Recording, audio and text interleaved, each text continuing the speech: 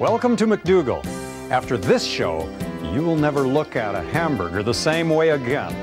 We'll meet international gourmet Paul Wenner. Hello, I'm Wayne Judd. And now, stocking the salad bar of medical advice, Dr. John. Appropriate.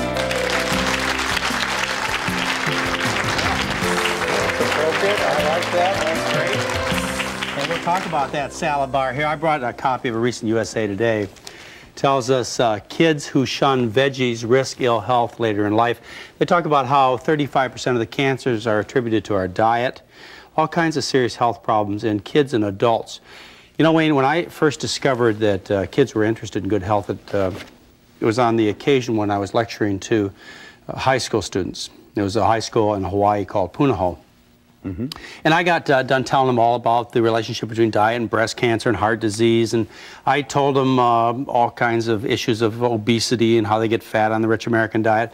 And then they started asking me questions about protein and calcium. I answered all those questions, and then they hit me with a question that almost knocked me off the stage. They said, "Okay, doctor, okay, we believe all this, but how do we get our parents to eat this way?" Wow. Couldn't believe it, because, you know, I'd been sitting in my office listening to the parents saying, yeah, okay, we'll eat this way, but our kids to eat this stuff. And That's right. it became obvious to me that it was just a matter of having the information. It didn't matter how old you were. It's just a matter of knowing, and that applies to kids that are even younger than high school students. But I don't think parents and kids... I just think that there's like a communication gap or something, isn't there? Yeah, and it's not cool to eat what your parents eat anyway, maybe, or well, something. in some families, but you know, there are many, many families where the kids have gotten this idea about good nutrition. They've introduced it to the family, and the whole family's changed and saved mom and dad's life. And it's very important for everyone, young and old, to get this message, but particularly when you're younger to get it, because here you're building your body, you're setting your attitudes and preferences for the rest of your life. We know, for example, that if you check blood cholesterol levels and you find people who have high blood cholesterols when they're in teenagers, they maintain those high blood cholesterols through adult life, and they end up being the ones who have heart attacks.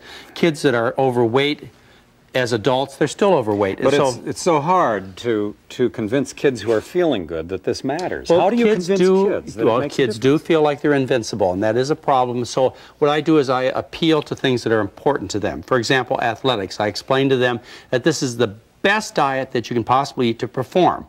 And I give them examples of athletes like Carl Lewis, for example, follows the McDougall program, eats vegetables, and he actually won the world record for the 100-meter dash on the program I teach. I give other examples of athletes who can perform better and explain why they perform better. And they get excited about that because kids want to perform. They want to be at their best. I talk to them about things that are really important to them, like their body weight. One of the saddest things is to see an overweight boy or girl who is socially ostracized. And they don't understand. They think it's because they overeat or they have some psychological problem. They don't know it's because mother is teaching the family, or father teaching the family, to eat foods that are so high in fat and deficient in carbohydrate that they have no choice but being fat. And once you give them that message and they switch the components of the food around, the kids trim down forever. Okay, so that's nice. The weight is right. You can be a how about pimples? What we're taught and what doctors teach is that acne has nothing to do with diet. And, you know, I hear that all the time from very chocolate, but doesn't chocolate cause zits? I always heard chocolate cause zits. Well, as a matter of fact, that was a study done in the 1970s by a man named Holman, published in the Journal of the American Medical Association. And that's, as far as I know, the only study that's ever been done and published in the literature on the relationship between diet and acne. And what they did is they took two high-fat diets, and they put chocolate in one, and they left chocolate out of the other, and they counted the pimples, and they all had the same number of pimples. It's not. Now there'd be a job for you. It's not. Yeah. It's not from the chocolate. It's from the fat. The fat causes the pimples, not the chocolate. What happens is you eat this high-fat diet, whether it's vegetable oil or animal fat, the oil ends up on your skin, and the bacteria break down that fat. They eat the fat, break it into free fatty acids, which irritate the skin and cause the formation of pimples. Now you're talking. And if teenagers will take and change their diet and switch to a low-fat diet, the greasiness of their skin will go away, the bacteria won't have the fats to eat, and the pimples will clear up. And that's Have you seen it happen? all the time with kids. As a matter of fact, I have a. Well, I have I mean, you should be filthy rich. Kids would.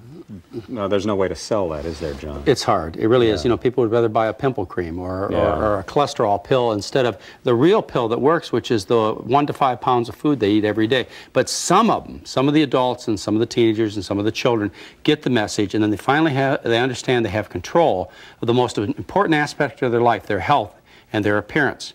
And once they get this message, you can't stop them once they understand it. It's remarkable. Well, so food matters to kids, too. It absolutely does. And it's a lifetime. What a legacy to give your children good health by teaching them a proper message. Good stuff, John. Well, we're gonna talk about how to make it even easier. We're going to talk about how to make burgers with a man who is a big success, an entrepreneur, Paul Winter, a man I've known for a long time, when we come back from this commercial break. We'll be right back.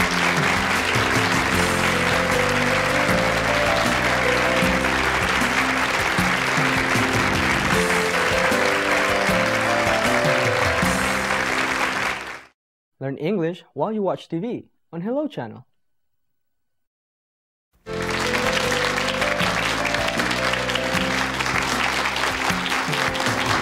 And welcome back. With me is Paul Winter. Paul's been a friend of mine for many years. We met back when his company was real small, insignificant. In fact, you were just trying to make it survive back in those days. And in 1993, your company was the fastest growing company on all 3 stock exchanges. That's correct. And Forbes magazine voted it of the best companies in the world, the 35th best company in the world. Yes, out of 200 companies. That says something not only for you as a business person, but also for the attitude of people as far as changing their diet. Wholesome and hearty. Is it Wholesome and Hearty Foods? Yes, Wholesome and Hearty Foods. Wholesome and Hearty Foods, but they know it as Garden Burger. Garden Burger is the more famous. How did you get started in this, Paul? Gosh, I got to go back to, like, you know, pre-teens there. I became a vegetarian when I was 17, and you know, kind of changed my life. I had tuberculosis, bronchial asthma, and it made such a difference in my health that I said, hey, there's some connection here between what you put in your mouth and you know, what's on your plate. At age 17. Yeah, but that was back in the old days when people didn't know anything about that. And that's kind of how I evolved. You know, I was a vegetarian then and still am, and taught cooking in community colleges for 14 years, vegetarian cooking. Did you have any background to do that, except for the fact that you like to cook and you developed a talent?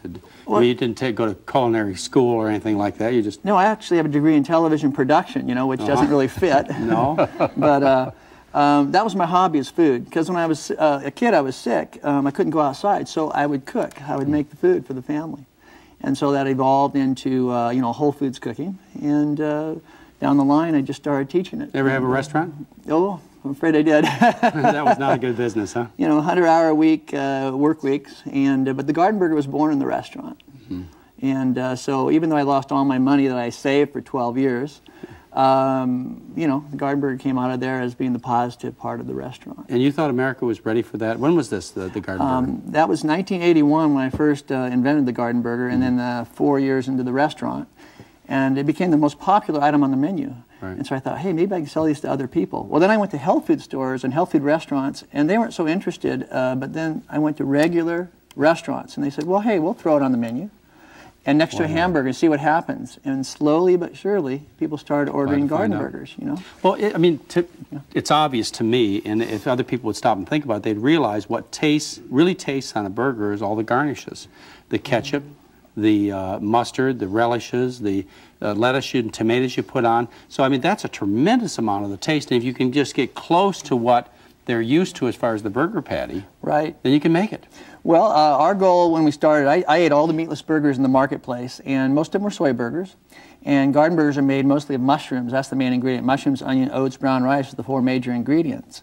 And I thought to myself, I'm not going to try to taste like a hamburger, but I'm going to be as delicious as a hamburger in its own right. Great strategy. And because at that time, you know, the soy burgers the people had an attitude toward them at the time. Soy has really come a long ways. Well, one of the problems I've had every time I've thought of becoming vegetarian is that all the substitute meat products are so, gosh, awful to eat. They're terrible. A lot of them are. This year we'll sell 100 million Garden Burgers. So you got to say that there's got to be some little magic to the Garden Burger. Anybody in our live audience know about Garden Burgers? Oh, everybody does. Yeah. Hey, thanks for your support. Yeah. You know, I had an experience. I went to one of the standard fast food type restaurants that decided to introduce a vegetarian burger. And I went in and ordered the vegetarian burger, took it back to my seat and started eating it, and I thought, oh my goodness, they made a mistake. So I went up to them and I said, no, you gave me a real meat burger. They said, thank you. It was a compliment because it was so close to beef. And to me, I just threw it in the trash. It was so disgusting. But you really don't want to make it just like a hamburger. You want to make it better than a hamburger. That's a great strategy. You know, that's the garden burger. It's better than a hamburger, and it's so much better for you. It's 1/6 the fat. You know, and you know, only 15% of the calories come from fat. So. I've tried a lot of the soy burgers, and some of them are very tasty, but there's an awful lot of protein and an awful lot of fat in many of them. Yes. Garden burgers were designed to be half complex carbohydrates. That was the goal. And, you know, but you still put some dairy products in a little bit, yes. But we do also make non-dairy burger patties, but they don't sell as well, and but they're available. When you go to a restaurant and order a garden burger, I have to tell you this, Paul. Maybe I ought to send an instruction sheet out with it. But Believe me, we do. you order a garden burger, and often they'll fry it. Yes. And sometimes on the same skillet, I think that they fry the a real little burger. blessing, you know. So we got to get better instructions. Well, you know, at the restaurants, they don't listen to you with a darn, you know. But I'm real happy to have 25,000 of them serving garden burgers. So. Do you make any other products? Have you had any spin-offs? Oh, yeah. The garden sausage, we're in a lot of, you know, breakfast houses. And the garden veggie, which is actually a zero-fat, non-dairy. Then we have a garden vegan, which is also zero-fat, non-dairy. Now, do these have nut products in them, too? No, no nuts. I don't use nuts because that's too much fat. Too much fat. Yeah, so most of the vegan, grains. and what was the other one? A garden veggie has 5 fresh vegetables and oats, brown rice, and no dairy. No dairy. Has a non-dairy cheese. So. Non-dairy cheese. Yeah. But this is non-dairy cheese, but not too much fat from that. Paul, zero fat. Okay. We were talking before we went on camera. And you said that that really the financial end of this and the rewards you've received financially don't compare to the satisfaction of promoting better things for people to eat. Say a little more about that. Well, you know, this has been my goal. I've never been driven by money. It's nice to have money to pay your bills, of course, and there were years that I couldn't do that. But my goal has always been to put something in front of somebody that they enjoyed, they wanted to eat, and give them a choice next to a hamburger. You know, I'd like to see hamburgers disappear, and I don't think that you know, meatless burgers are going to be. I mean, excuse me, meat burgers are going to be in the future. I really think that meatless is the future. So, and I'm working real hard at that. Like I said, we're going to sell 100 million garden burgers this year, and that's just the tip of the iceberg. $40 billion of hamburgers are sold each year. It's hamburgers.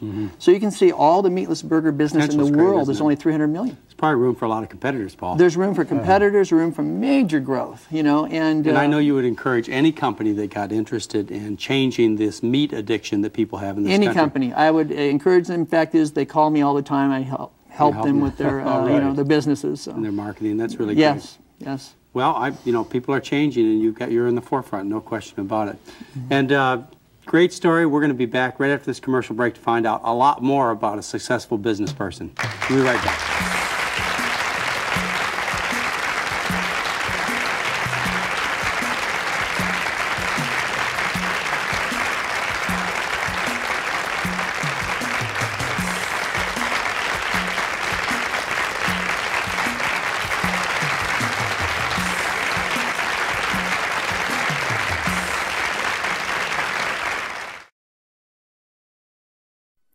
Learning a new language can be difficult and discouraging, but it doesn't have to be. Hello, I'm Karen, introducing Hello Channel, the revolutionary new channel designed especially to teach English. If you can speak English, the future is open for you, since speaking English means greater opportunity and higher paying jobs. By watching Hello Channel, you are immersed in this valuable language. You'll hear the words being spoken. You'll see the speakers' mouths when they say the words. You'll read what's being spoken in large, clear subtitles. And you'll speak out loud, practicing what you have just learned.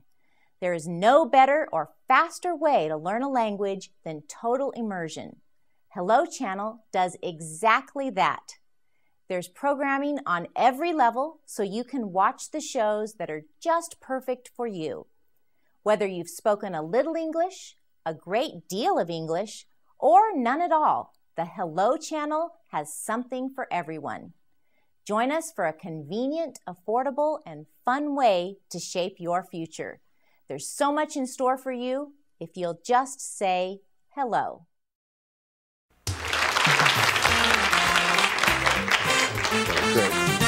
And welcome back. With us, Paul Winter, and we're talking about the all-American dream as far as food is concerned, the hot dog and the hamburger. That's I mean, right. I almost ruined my health on both of them. Well, a lot of people have. No question about it. And you are offering us an alternative. You know, I have tried, Paul, the alternative hot dogs, and you have an alternative hot dog here. I have not tried it, but to tell you the truth, I can eat maybe one, but if I eat two, then I end up feeling poorly. Now, is your hot dog going to give me the same problems? I would say the garden dog is probably protected from giving anybody any problems. Okay, why do you think it's because it's so high in soy protein? I don't have any soy. Yeah, most of them are soy protein. And they really do. They make me feel as bad as I remember the original hot dogs. Well, you know what? I can't eat any of the soy dogs either, and that's why I created a meatless dog that has no soy protein. And actually, it has 5 fresh vegetables in it and some wheat gluten because you have to get the structure. So these products that we're looking at, they're about the same shape as their counter products, but that's about all you can say. My goal was to fit in the same bun, right? That was my goal. Right. I didn't want them to change everything, but if they can just take a hamburger patty out and put a meatless burger, right? Or take a a hot dog, which we can't even talk about what a hot dog's made out of in public. You can't name the parts. Yeah, right. That's what you can't do. I think people are in denial about hot dogs, but a lot of kids eat hot dogs, and that's why I think it's really good to have, something that tastes great and is good for you. So this is going to be 0 cholesterol, low in fat, high in dietary fiber, and they're not going to kill you with all the soybeans. Exactly, and no artificial flavors or HVP. So I say let's cook. Well, what I have here, I'm just going to grill up a garden burger. What's really nice is these are just... This is the kind of cooking you and I can do. Oh, we can do it. Yep. I think guys can do this, They're already pre-baked and frozen, so I mean, all you do is heat it. You heat them and eat them. That's kind of my. I don't do that. I eat your products, and I do not do it this way. I throw them in the microwave. 2.5 minutes, they're done. Oh, well, you can do that, but you know what? I'm spoiled. I really like to grill them up a little bit, get that crispiness on them. Now, there's the Maui. This is my favorite. I have fresh pineapple, a fresh bell pepper, and red onions, and I grill all those together and grill them and put them on top of the burger. And that's we're not really sizzling here, but we're getting somewhere in the range. And again, the condiments are the thing that really make the hot dog for me, or the hamburger for me. Yeah, I mean, you can use mustard and ketchup, and really, it just makes a great dog. I like red onion on there too. Oh yes, onions. But you got to watch yourself a little bit with the sodium, of course, with the condiments. Are you kind of sodium? Well, I try and buy healthy condiments. Yeah. Well, those are healthy condiments. And of course, you could always make the argument that the mustard has a lot of fat in it, but you just use a little bit. And so, I find all kinds of excuses for justifying my hot dogs and hamburgers. Well, we're gonna just grill up some of these vegetables, and you're trying to turn the heat off on me, huh? Well, now, Paul, with all the success you've had, have you thought about doing a study where we take American teenagers and switch them from the beef hamburgers and beef hot dogs, and switch them over to these vegetarian products? I mean, can't you just kind of set aside a little of that success and do the studies that need to be done? And then you could be kind of like with those toothpastes that used to advertise, when we put fluoride in our toothpaste, we got 23% fewer cavities. Yeah. You could say, well, when we switched the burgers and the hot dogs on these kids, we got a 50% drop in cholesterol. Hey, I love it. Actually, I think it's a great idea. You can be your marketing person. Hey, you're hired. I like it. Can I afford you? That's the question. You can. I'll just take hot dogs and hamburgers for. Yeah, give him a garden dog and give him a garden burger. Yeah. Really, in a way, we're doing the studies because we're selling to hundreds of school districts now across America, and like in Texas, many of the schools are now using meatless burgers. So it's kind of happening. Yes, do you know how the kids are responding? Do you get any feedback? Oh, they're the ones who have asked for them. That's great. And there's a special program now where you can actually have a special table where you can get meatless burgers and salad bar and that sort of thing, kind of to offset the taco, places and the burger places now going into the schools, which is a real shame. The fast food guys are moving into the schools. They even have them in hospitals. One of the most famous burger dealer in town. You don't know if you want to be identified with hospital food, do you, Paul? Seriously, they have McDonald's, restaurants, and hospitals. You know, Yeah. I don't know what to say about that except it's hard to believe. Do you think That's true. I mean, can't you do something about that, John? Yeah. You know? I feel like I should go out and do a march or a protest outside the hospital, but... I mean, there's got to be something there. I mean, I find it hard to believe. Let me ask you, have any hospitals ordered garden burgers? Oh, hundreds of hospitals use garden burgers. Hundreds. That's I mean, there's 24,000 I bet they feed them to places. the doctors. They don't bother giving them to the patients. They'd ruin their business. Oh, yeah. No, we don't want that to happen. Hey, I'm grilling up some fresh pineapple. By the way, pineapple is just full of enzymes, and it really helps with the digestion. Now, you also told me that your sausage that you have. Oh, and by the way, you know, I'm telling on you, Paul, but not only do I have these as burgers, but in the morning I have them in replacement for sausages, and I have them with my hash brown potatoes that come out of a box, hash browns, and I just grill them on in a pan like this, hash browns with no fat, put some of my favorite no oil barbecue sauce over the top, and I have one of these patties with it instead of a sausage. And one of the things you told me that I also like, if I really want to treat myself, is to have a little maple syrup with it. Didn't you tell me that's how you originally sold your sausages? I did, yeah. In fact, they have some maple syrup. We better turn that down.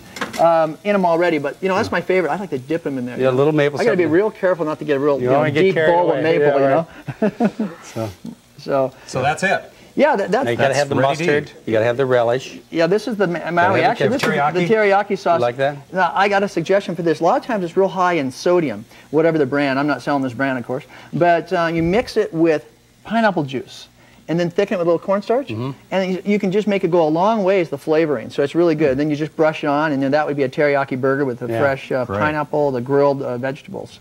So, that's beautiful. That's beautiful, the dish. Paul. You know, it's really great to see somebody who's made it successfully doing good for people.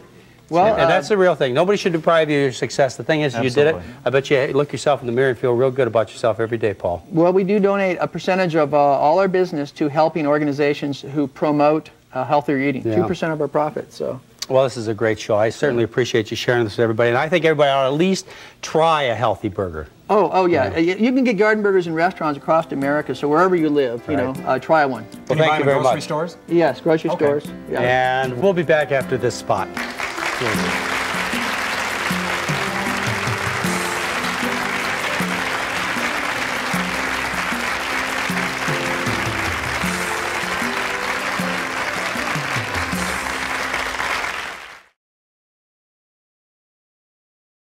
Why should you watch Hello Channel?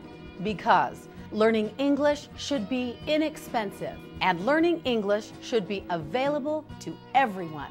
If you want a brighter future, join us and say hello. And welcome back. Now, I imagine some of you think I'm prejudiced about Paul Winter and his burgers because I've told you I eat them all the time. So I invited somebody from our audience to come up and give us a taste test. What's your name? Tara. Tara, you eat hamburgers? Yeah, all the time. All the time. So you're an expert on these. Why don't you give it a try and tell us what you think? All right, Tara. Ladies and gentlemen, you're witnessing a high school student being drum roll. converted. Here we go. Maybe. Drum roll. Yeah. Keep munching. Take your time. Well. What do you think? It's really good. And hey. Really? You're not just saying that because you're on camera. Is it really good enough Okay. so that you could replace your regular burgers with it, or just have these once in a while? Replace the regular burgers. You really All right. Hey, yes.